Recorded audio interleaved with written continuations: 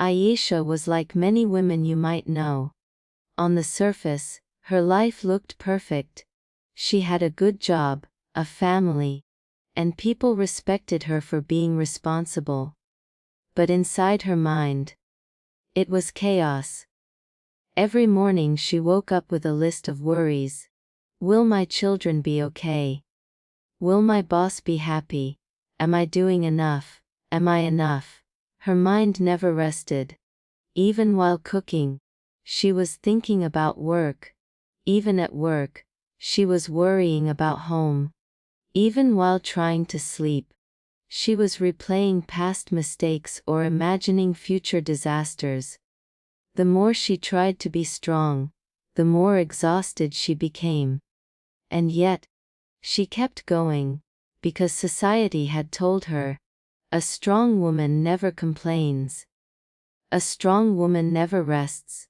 But Ayesha felt trapped. She had become a prisoner of her own thoughts. One evening, something unusual happened.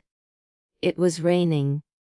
Ayesha sat by her bedroom window, holding a cup of tea, staring into the dark sky. For the first time in years, she did nothing. No phone, no notebook, no rushing. Just sitting. Just breathing. And in that silence, something shifted. Her heart whispered, what if you stop controlling everything? What if you just let go? At first, she resisted. But if I stop thinking, won't everything fall apart? But that night, she allowed herself 5 minutes of stillness. Just 5 minutes of an empty mind. And in those minutes, she felt something she hadn't felt in years. Peace. The next morning, she tried again. 5 minutes of silence before the day began. And something incredible happened. Her children's laughter sounded sweeter. Her breakfast tasted better. And her own reflection in the mirror looked calmer. She realized that by emptying her mind of fear and judgment, she was making space for her heart to open. Her heart began reminding her of the things she loved but had forgotten: painting, which she abandoned after marriage; reading poetry, which once gave her joy; listening, not just hearing, to the people she loved. Her friends noticed. You seem different, lighter, they said. But the truth was, she wasn't becoming someone new. She was returning to herself. Weeks turned into months. Her practice of silence, just 10 minutes a day, changed her entire life. At work, she stopped rushing. She listened more, spoke less, and found creative solutions she never saw before. At home, she no longer reacted with anger when her children misbehaved. She responded with patience, and they felt safer around her. With her husband, she began having deeper conversations, because her heart was open enough to share love, not just responsibility. One day, she stood in front of a group of women in her community and said, "Sisters, we think strength means carrying everything on our shoulders. But strength is not in carrying. It's in letting go. It's in trusting the heart. When the mind is full, the heart is closed. But when the mind is empty, the heart opens. And life begins to flow again." The women listened with tears in their eyes, because every one of them had lived the same struggle. The story of Ayesha is not just her story. It is our story. It's about every woman who forgets herself while taking care of others. It's about every person who lives in the prison of their own thoughts. The truth is simple. An empty mind is not weakness, it is freedom. An open heart is not vulnerability, it is power. So the next time your thoughts are too heavy, Remember Ayesha. Close your eyes. Breathe. Empty your mind. Open your heart. And watch how life itself starts whispering its wisdom to you. We spend so much of our lives carrying heavy thoughts. What if I fail? What will people say? What if tomorrow never works out? But here's the truth. When you empty your mind of that endless noise, you create space for something greater, space to actually live. Tonight, I want to share with you the journey of a woman who discovered that by emptying her mind, she filled her life with meaning, love, and freedom. Her name was Meher, and from a distance, she looked like a woman who had everything. She was a teacher, respected by colleagues. She was a wife, admired for being supportive. She was a mother of two, seen as responsible and caring. But behind her smile lived a storm. From childhood, Meher had been taught one lesson: a good woman sacrifices. A good woman never fails. A good woman keeps everyone happy. So she grew up trying to be perfect. In school, she overstudied, afraid of disappointing her parents.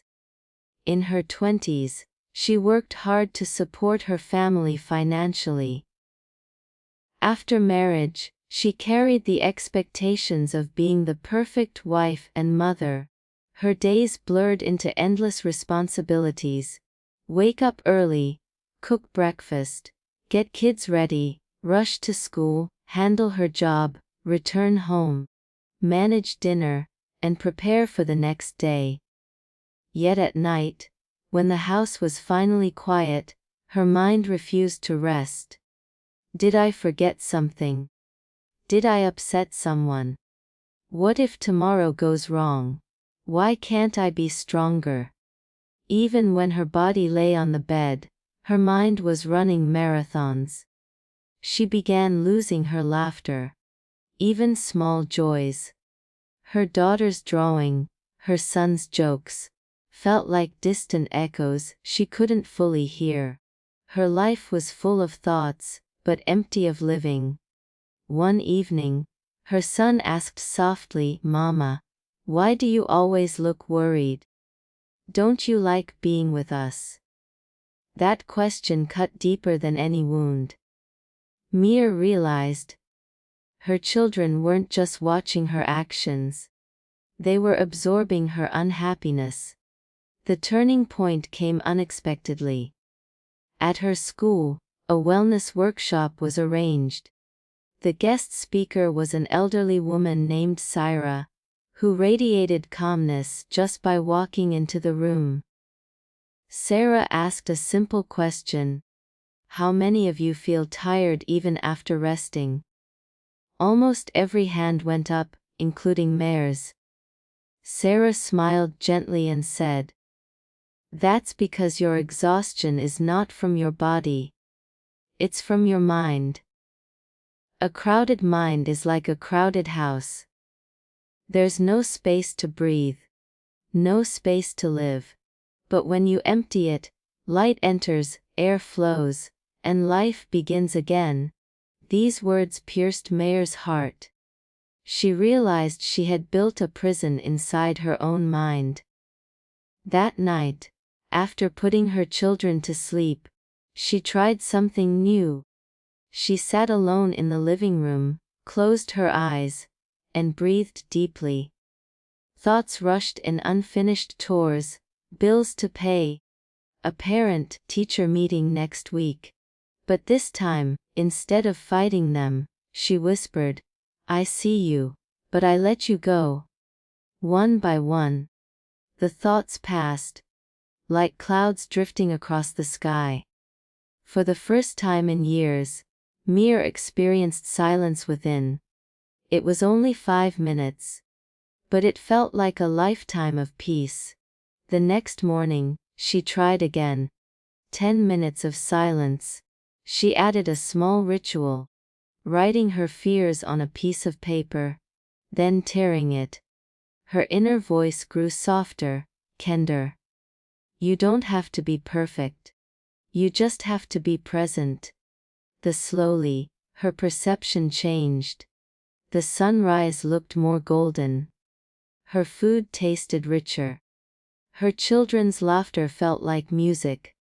For years, she had been living in her head. Now, she was beginning to live in her life. Over the next few months, Meher transformed. At school, her teaching style shifted. Instead of rushing through lessons, she paused, told stories, and listened to her students' questions with patience. They adored her more than ever. At home, she became playful again. She danced with her daughter in the kitchen, laughed at silly jokes, and began telling bedtime stories with warmth. Her husband noticed too. One evening, he said, "You're different these days, lighter, happier. It feels like I've got my Meher back." But the real test came when life threw challenges. When her school faced budget cuts, she didn't panic. With a calm mind, she found creative solutions. When her daughter fell ill, she didn't spiral into fear. With an open heart, she cared for her gently, knowing worry wouldn't heal her. Her empty mind gave her space to see life clearly. Her filled heart gave her strength to respond with love, not fear. One evening, she was invited to speak at a community gathering of women. Standing before them, she shared her journey. For years, I thought strength meant carrying everything. Worries, fears, expectations. But I was wrong. True strength is letting go. An empty mind is not weakness. It is freedom. When you empty your mind, you make space for joy, for love, for life itself. Sisters, don't just fill your days with thoughts. Fill your life with meaning. The hall fell silent. Some women cried. Others nodded with relief, as if hearing their own secret struggles spoken aloud.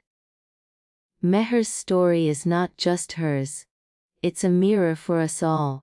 We live in a world that tells us to do more, plan more, worry more. But what if the answer is the opposite? What if the secret is to do less, think less, and be more? When your mind is full, your life feels empty. But when your mind is empty, your life becomes full, full of laughter, love, and freedom. So tonight, remember Meher. Take a deep breath, let go of one heavy thought, and whisper to yourself, "Empty my mind. Fill my life." Because the most beautiful life begins not with a crowded mind, but with an open heart. Have you ever noticed how our minds never stop talking? We carry endless worries about work, family, money, and the future. But here's a secret: sometimes the greatest power isn't in thinking more, but in thinking less. Tonight, I want to share with you the story of a woman who discovered the incredible power of an empty mind, and how it transformed not just her, but everyone around her. Zara grew up in a small town, the eldest of 3 sisters. From childhood, she was taught one thing: good girls don't rest. They work hard, study hard, and make the family proud. She excelled at school, but at a cost. While other children played, Zara revised lessons late into the night. Even then, her mind whispered, "What if you fail? What if you're not enough?" Her parents praised her for being the responsible one. Teachers admired her. But Zara herself felt like she was always carrying a heavy bag. One filled not with books, but with endless expectations. She entered adulthood the same way. She became a banker, married young, and had 2 children. From outside, people admired her balance. But inside, Zara was fighting a battle only she could see. Her mind never stopped. At home, she thought about work. At work, she worried about home. At night, she relived every mistake, every harsh word, every what if. Her body was in the present, but her mind was everywhere else. Her husband once asked, "Why are you always so tense? Even when you sit beside us, it feels like you're somewhere far away." That cut deep.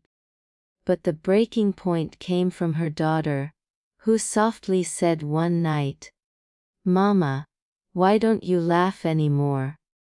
That question broke her heart. Because Zara realized it wasn't just her happiness that was missing. Her children were learning to live without it too. Change began unexpectedly. Zara's office arranged a leadership retreat in the mountains. She didn't want to go, but reluctantly agreed. There, she met Amna, a woman in her 60s with silver hair and calm eyes. During a session, Amna said, "Your mind is like a glass of muddy water. The more you stir it, the cloudier it gets. But when you let it rest, the dirt settles, and the water becomes clear. That clarity is the power of an empty mind." These words hit Zara harder than any lecture ever could. That night in her hotel room, she tried sitting still. She closed her eyes, focused on her breath. At first, her mind screamed, reminding her of unfinished tasks, unpaid bills, her children's exams. But for once, instead of fighting those thoughts, she whispered, "I see you. But I let you go." For the first time in decades, her thoughts passed like clouds, and silence entered her. It was only 5 minutes. But in those 5 minutes, she discovered something she had been missing her entire life: peace. When Zara returned home, she carried that practice with her. Every morning, she sat quietly for 10 minutes, letting her mind empty. She began journaling her worries, then closing the notebook, leaving them there instead of in her head. She started paying attention. The warmth of tea in her hands, the sound of her children's giggles, the colors of sunset she had ignored for years. Slowly, people around her noticed. Her children said, "Mama, you're laughing again." Her husband said, "You're calmer now. It feels like I have my Zara back." Her colleagues asked, "What's changed? You seem sharper, yet lighter." Her secret was simple. She had discovered the power of an empty mind. Over the next months, Zara transformed. At work, she stopped overthinking every mistake. Instead, she approached problems with clarity. And suddenly, solutions appeared faster. At home, she stopped nagging over little things. She laughed more, hugged her children longer, and her presence filled the house with warmth. Her empty mind was not a weakness. It was her greatest strength. But the real test came when life turned dark. Her father fell seriously ill. The old Zara would have spiraled into fear, imagining worst-case scenarios. But this Zara paused, emptied her mind, and asked, "What does this moment need from me?" Her answer was clear presence. She stayed by his side, calm, strong, and compassionate. Her family leaned on her stability. Later, Zara shared her journey at a women's gathering. Standing on stage, she said, "For years, I believed my thoughts were my power. I thought worrying made me responsible, and overthinking made me strong. But I was wrong. A crowded mind weakens you. An empty mind empowers you. Sisters, don't fill your days with noise. Empty them, so life can speak to you. The room went silent. Women nodded, some wiping their tears. They recognized themselves in Zara's struggle. Zara's story is not just hers. It belongs to every woman, every person who has carried the weight of endless thoughts. When your mind is full, life feels heavy. When your mind is empty, life feels free. The power of an empty mind is not about losing intelligence. It's about gaining clarity, peace, and true strength. So tonight, remember this: take a deep breath. Let go of one heavy thought. Whisper to yourself, I empty my mind. I fill my life. Because only in emptiness do we finally find fullness.